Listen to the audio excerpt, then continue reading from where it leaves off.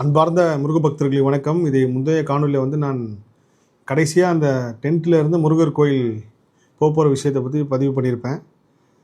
கிட்டத்தட்ட 3:45 எழுந்து அதுக்கப்புறம் எல்லாம் சாப்பிட்டு படுத்ததுக்கப்புறம் அதிகாலை இருந்த காணொலி தான் அந்த அருணகிரிநாதர் சுவாமிகள், பாம்பன் சுவாமிகள் இதை எடுத்துகிட்டு போகிறதுக்கு உண்டான எல்லா விஷயமும் காட்டிட்டு நான் மேலே போனேன். சரி, இது எப்படி எடுத்துகிட்டு போனேன் அப்படின்றதுக்கு பின்னாடி ஒரு பெரிய சுவாரஸ்யமான விஷயம் இருக்குது. குப்தி கார்த்திக் சுவாமி கோயிலுக்கு போகிறோம். இந்தியாவோட கடைசி வில்லேஜ் அப்படின்னு சொல்லப்படுது. அங்கே ஒரு முருகர் கோயில் இருக்குது. அந்த முருகர் கோயிலை நம்ம சும்மா ஏதோ போனோம் வந்தோம் அப்படின்னு இருக்கக்கூடாது. நம்ம தமிழ்நாட்டை சார்ந்த ஒரு விஷயத்தை பதிவு பண்ணோம்.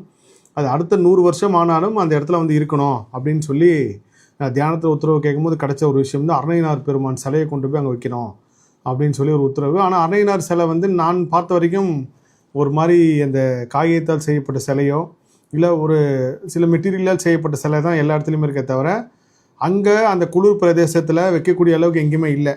எனக்கு ஒரு ஞாபகம் இருக்குது. நம்ம மணின்னு சொல்லி ஒரு தம்பிக்கிட்ட நான் கிட்டத்தட்ட ஒரு 5 மாதத்துக்கு முன்னாடி ஒரு விஷயத்த சொல்லியிருந்தேன். அதுக்கப்புறம் அருணகிரிநாதர் சிலை இப்படி தான் வேணும் அப்படின்னு சொல்லி நான் கேட்குறேன். அவனும் பண்ணி வச்சுட்டா எனக்கு தெரியாது. ஆனால் அது கடைசியில் எங்கெங்கே போய் நம்ம ராஜலட்சுமி அம்மா மூலயமா ஒரு சிலை ஒன்று கிடைக்கப்படுது. அவரும் ஒரு சிலை கொடுக்குறாரு. முருகர் உத்தரவுப்படி ஒரு சிலை எடுத்துகிட்டு போய் அங்கே போய் வைக்கணும்னு சொல்கிறப்போ அருணகிரிநாதர் சிலை மட்டும் தான் எடுத்துக்க வைக்கணும்னு சொல்லி எனக்கு உத்தரவு வந்துச்சு. கரெக்டாக அந்த பயணம் போகிறதுக்கு முன்னாடி ஒரு 10 நாளைக்கு முன்னாடி தான் பாம்பன் சுவாமி சிலையும் கொண்டு போய் அங்கே வைக்கணும். பாம்பன் சுவாமிகள் சிலையும் இதே மாதிரி 50 நாள் ஆன சிலை, அருணகிரிநாதர் சிலையும் 50 நாள் ஆன சிலை தான். இந்த 2 சிலையும் அங்கே போய் வைக்கணும் உத்தரவு வருது. அது ஒரு பாம்பன் சுவாமிகளோட மிகப்பெரிய தீவிர டிவோட்டி. அவங்க நிறைய விஷயங்கள் என்னோட முருகர் ஆராய்ச்சியில் நான் நிறைய விஷயங்கள் அவங்க சொல்லியிருக்கேன். அவங்க உத்தரவு கேட்கும்போது ஆமன் அவங்ககிட்டேருந்து அதை பத்திரமா வாங்கிட்டு அதுக்கப்புறம் அங்கே போய் கொண்டு சேர்க்குற வரைக்கும் பெரிய விஷயம். அது நான் எடுத்துகிட்டு போகிறப்போ என்னோடய செக்இன் ஹேண்ட் லக்கேஜ் பேக்கில் தான் எடுத்துகிட்டு போனேன். செக்இன் பேக்கேஜில் போட முடியல. அதுக்கப்புறம் அதை கேட்டு அதுக்கு நான் விளக்கம் சொல்லி இதனால தான் எடுத்துகிட்டு போகிறேன் அப்படின்னு சொல்லி பல தடைகள் தாண்டி நல்லபடியாக குப்தி வரைக்கும் கொண்டு போய் எடுத்துகிட்டு போயிட்டு அந்த சிலையை ஏலக்காய் மாலை அதேமாதிரி நான் சொல்லியிருந்தேன். ஒரு முருகு பக்தை அவங்க ஏலக்காய் மாலை கொடுத்தாங்க. முருகட்ட உத்தரவை கேட்டு வேணால் நீங்கள் எடுத்துகிட்டு போங்க சார் அப்படின்னு சொல்லியிருந்தாங்க. உத்தரவுப்படியே அந்த ஏலக்காய் மாலையும் இந்த அருணகிரிநாதர் சிலையும் பாம்பன் சுவாமிகள் சிலையும் நான் எடுத்துகிட்டு போயிட்டு அங்கே போகிற அந்த சேக்கர் வரைக்கும் எனக்கு மனசுக்குள்ளே நம்ம ஒரு பெரிய ஒரு விஷயத்தை செய்ய போகிறோம். வரலாற்றில் முருகப்பெருமான் நம்மளை செய்ய வச்சுருக்காரு, ஒரு கருவியாக தேர்ந்தெடுக்கார். இது மட்டும் தான் மனசில் ஓடிக்கிட்டே இருக்குது. ஆனால் இதுக்கு நடுவில் எவ்வளோ மோசமான சூழ்நிலை நான் கீழே இறங்கி போகிறேன், என்னால் சாமி பார்க்கலாம் கூட பரவாயில்ல அப்படின்னு சொல்லி ஒரு எண்ணம் வந்ததுக்கு அப்புறம் கூட திரும்ப முருகப்பெருமானை கூப்பிட்டு போகிறாரு. அது மட்டும் தான் என் மனசில் ஓடிக்கிட்டே இருக்குது. நம்மளை ஏதோ ஒரு கருவியாக தேர்ந்தெடுக்காரு. எல்லாம் முடிச்சுட்டு கரெக்டாக அங்கேருந்து என்னோடய உதவியாளர்கிட்ட கேட்குறேன், இங்கேருந்து திரும்ப கோயில் எவ்வளோ தூரம் நடக்கணும்? இல்லை சார், அது பக்கத்தில் தான் இருக்குது, வந்துருச்சு சார், போகலாம் சார் அப்படின்றாரு. சரி, இவ்வளோ எல்லாம் நடந்து முடிஞ்சிச்சு, நம்ம போவோம் அப்படின்னு சொல்லி கரெக்டாக வெளியே வந்ததுக்கப்புறம் நான் பார்த்த காணொலி தான் பெரிய காணொலி. நான் இரவு வரப்போ எந்த விஷயத்தையும் உணரல. கிட்டத்தட்ட நான் சுற்றியே ஐஸ் பனிமலை தான், பனிக்கட்டி மலை, பனியால் ஆன மலைகள் தான் சுற்றி இருக்குது. அவ்வளோ பிரம்மாண்டமாக இருக்குது. அதை தாண்டி முருக பக்தர்கள் ஒவ்வொரு வெறித்தனமாக போகிறாங்க.